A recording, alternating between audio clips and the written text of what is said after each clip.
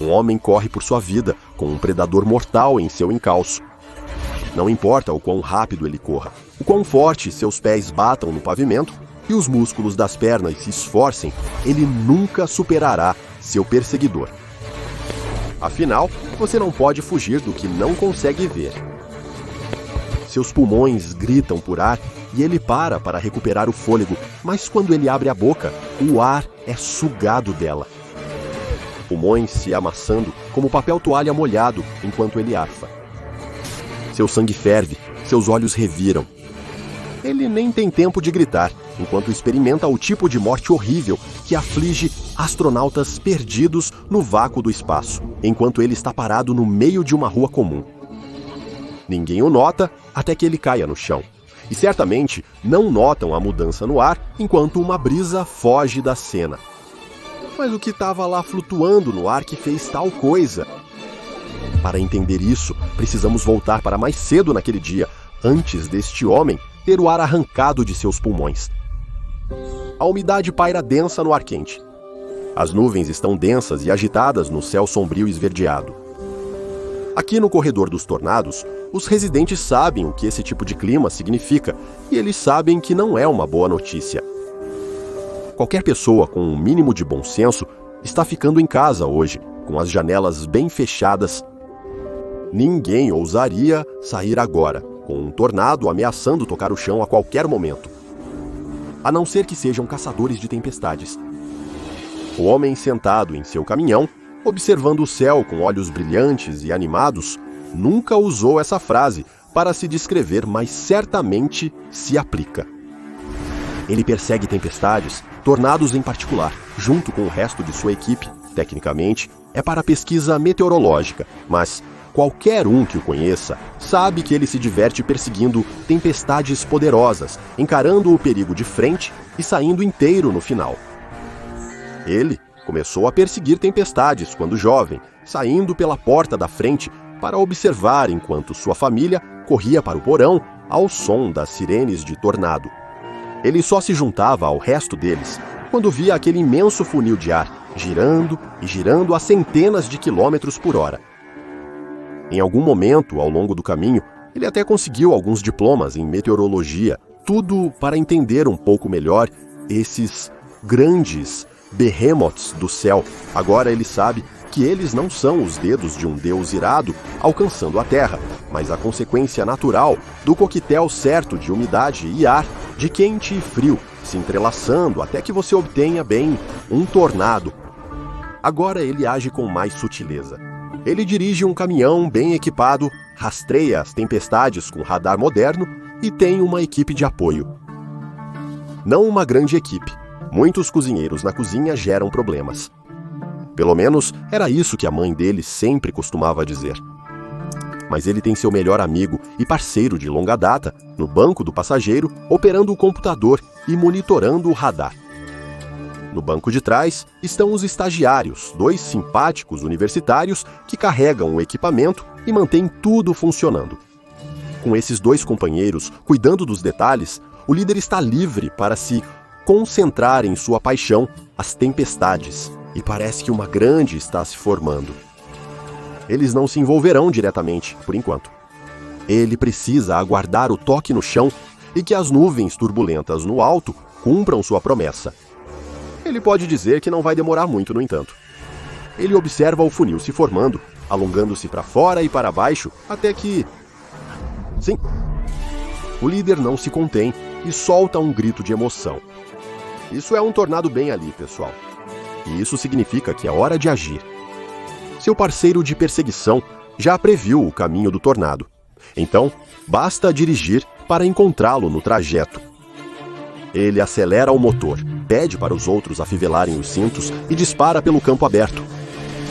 Ele vira em uma estrada de terra, acelerando ao máximo e derrapa o caminhão em direção ao tornado.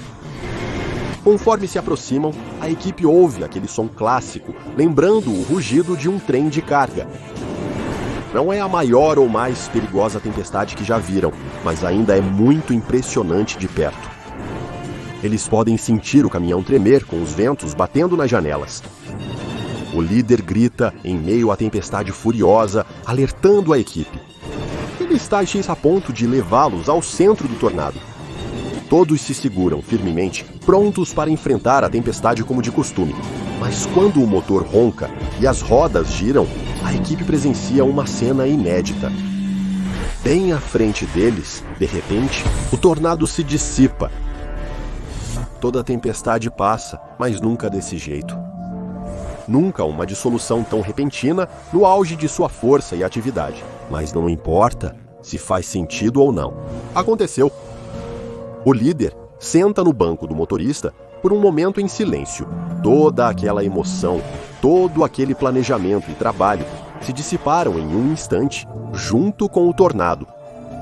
O parceiro do líder quebra o silêncio com a pergunta que todos têm em mente. E agora? Um estagiário se oferece para ficar e investigar a área enquanto os outros retornam ao local original do tornado. Ela desce do caminhão e promete ligar para a equipe após inspecionar a área. Com isso, os outros 3 membros da equipe retornam rapidamente ao ponto de partida. O líder está incerto sobre o que procura, mas sente a necessidade de agir. Senão, o dia parece perdido. Mas não importa quantas vezes ele dirige o caminhão para frente e para trás sobre a área, seguindo o caminho do tornado, nenhuma pista é encontrada. Simplesmente desapareceu. Talvez tenham calculado algo errado, ou seja apenas uma daquelas estranhezas da natureza. Talvez seja a hora de cortar as perdas, arrumar tudo e voltar para a cidade para comer e planejar uma nova estratégia. Sempre há uma próxima vez. O estagiário liga para outra estagiária para saber onde ela está. Assim podem buscá-la. Mas ela não atende. Ele liga novamente, ainda sem resposta. Rastreamento de localização é útil, apesar de incomum. Eles rastreiam o sinal do telefone dela e voltam para lá. Mas quando o líder inspeciona o horizonte, pronto para chamar a estagiária e levá-la de volta para o caminhão, não a encontra em lugar algum. Os 3 homens descem do caminhão, cada vez mais preocupados. Então, eles veem deitado no chão a poucos metros à frente uma pilha amassada, que quase poderia ser confundida com um monte de roupas à primeira vista. Mas conforme se aproximam, podem ver a terrível verdade. É ela, a estagiária, deitada no chão. Os olhos dela estão arregalados e vidrados. A boca dela está aberta em um grito silencioso, sem uma gota de sangue ou ferida para indicar a causa da morte. Nenhum osso quebrado ou membros fora do lugar. É como se ela subitamente parasse de respirar e morresse sufocada ali mesmo. A princípio, ninguém diz uma palavra. Ninguém quer ser o primeiro a quebrar o silêncio e admitir o que todos já veem.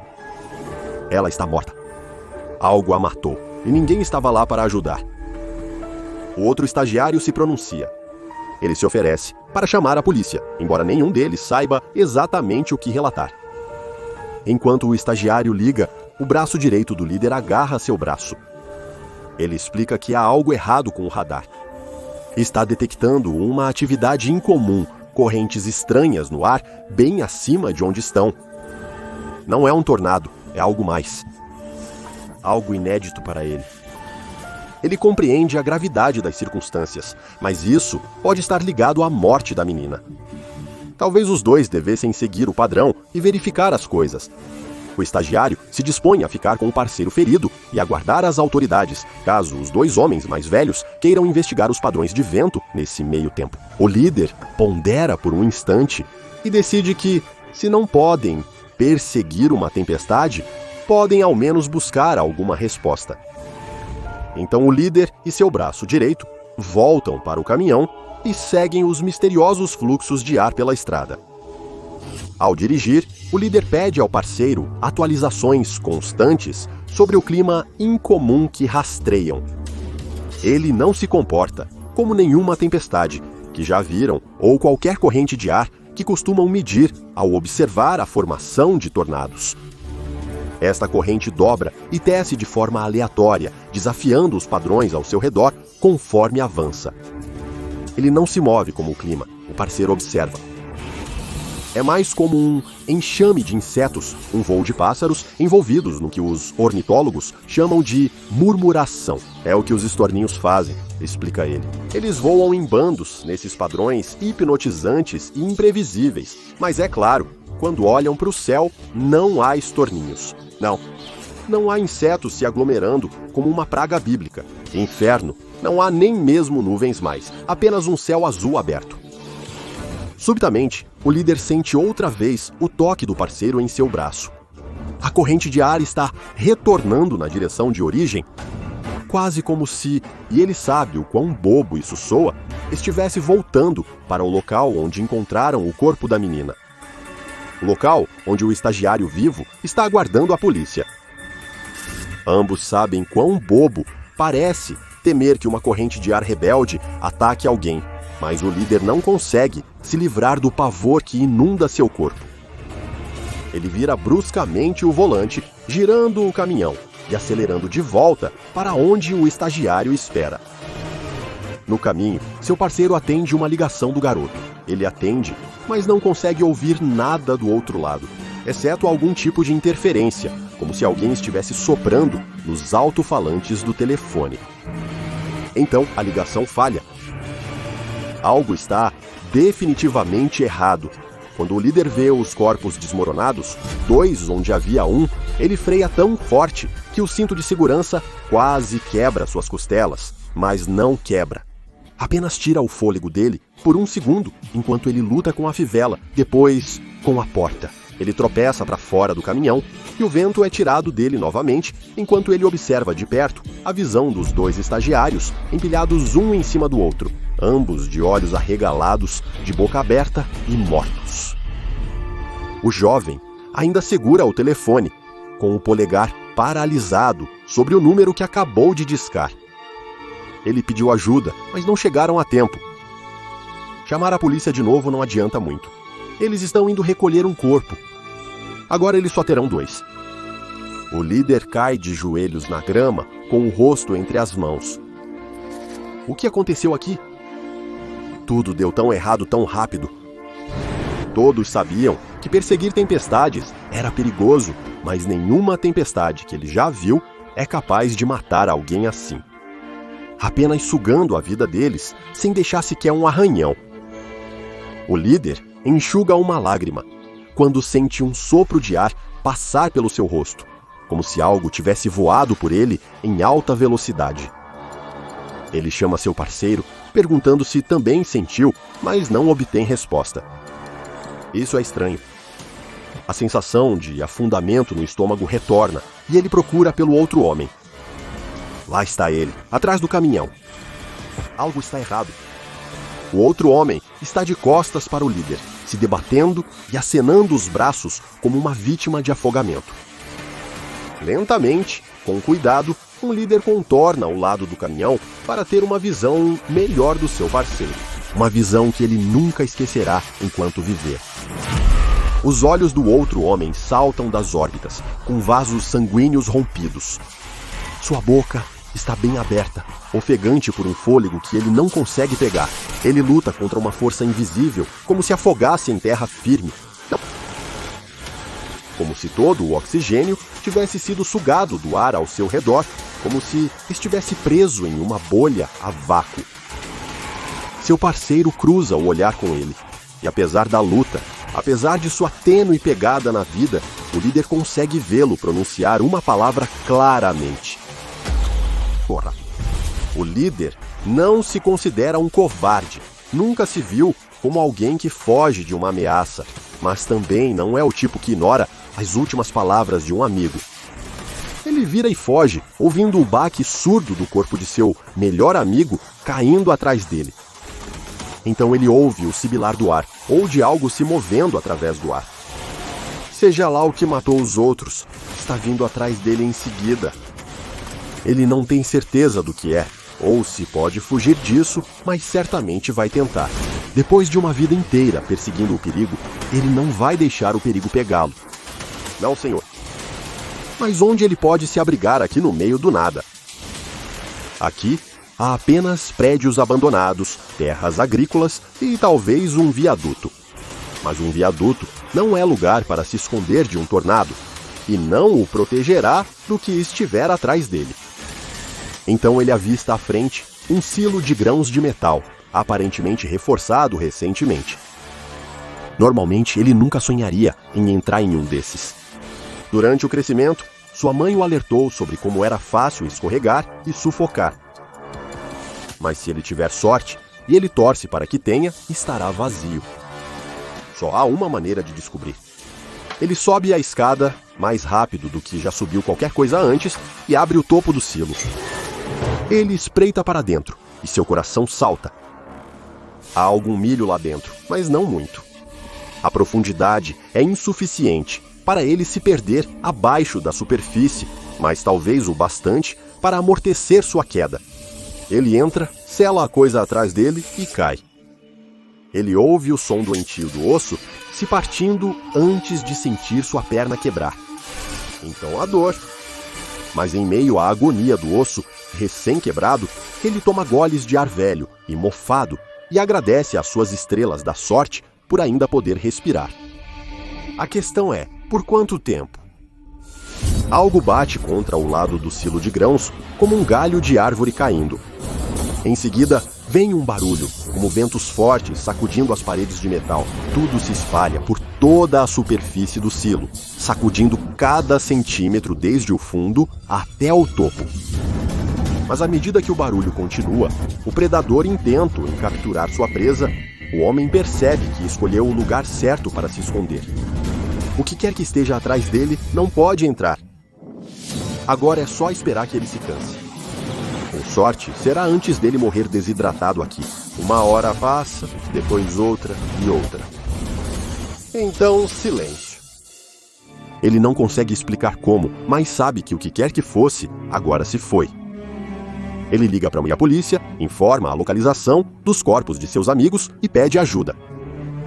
Ele abandona a vida de caçador de tempestades, temendo o que pode encontrar ao perseguir o outro tornado.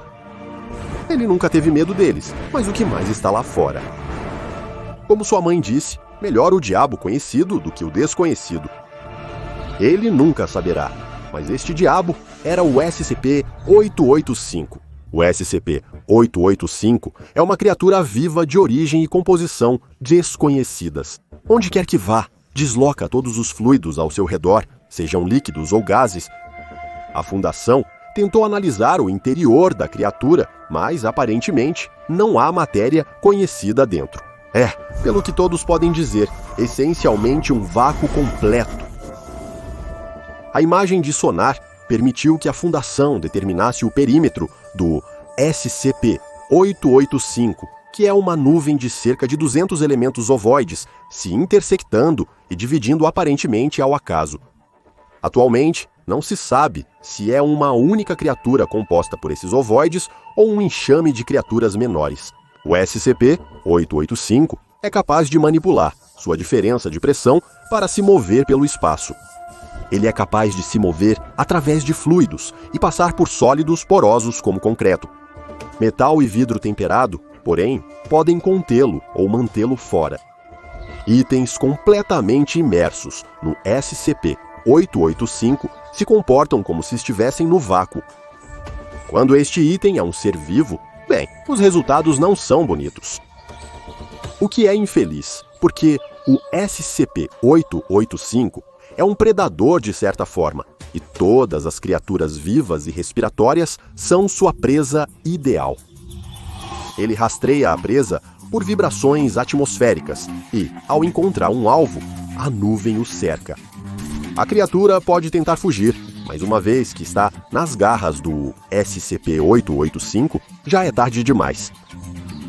Após cercar a presa, o SCP-885 extrairá fluidos e gases por pressão negativa, causando a morte da vítima por hipóxia e ebulismo, ou seja, falta de oxigênio e formação de bolhas nos líquidos corporais devido à queda da pressão ambiental. Se a presa pretendida conseguir escapar, o SCP-885 irá persegui-la e caçá-la. Ele pode se mover a até 12 metros por segundo em uma atmosfera padrão, sendo um pouco mais lento em ar mais denso. A maioria das presas que tentam escapar não tem sucesso. Uma vez que a presa está morta, o SCP-885 perderá o interesse. É incerto se ele se alimenta da presa de alguma forma ou se apenas mata por diversão. No fim das contas, seus motivos não são tão relevantes assim. De qualquer forma, quando o SCP-885 alveja algo, essa coisa acaba morta. O SCP-885 é mantido em um recipiente de aço soldado, em uma área de armazenamento secreta da Fundação. Esta área deve ser mantida em pressão negativa constantemente para minimizar o risco de violação de contenção. Além disso, o movimento do ar na área de armazenamento deve ser monitorado constantemente. Tremo só de pensar no que pode acontecer se uma violação de contenção ocorrer. O SCP-885 é quase indetectável em uma atmosfera comum. Mesmo em líquidos, ele só parece um conjunto de bolhas. É um milagre que a Fundação tenha conseguido conter a coisa inicialmente. Se o SCP-885 escapasse, a equipe de segurança demoraria para perceber a mudança. Portanto, qualquer alteração inexplicada no ar perto do recinto do SCP-885 deve ser relatada imediatamente. Os funcionários também foram alertados que o SCP-885 pode usar mudanças de pressão para trancar as portas, prendendo vítimas em salas sem saída. Como o som não pode viajar no vácuo, a vítima nem mesmo seria capaz de pedir ajuda. Nas garras do SCP-885, assim como no espaço, ninguém pode ouvir você gritar. Visite o Patreon do Dr. Bob e seja um pesquisador júnior agora. Agora vá e assista outra entrada dos arquivos do Dr. Bob, como SCP-1352, Diabo de Poeira Senciente.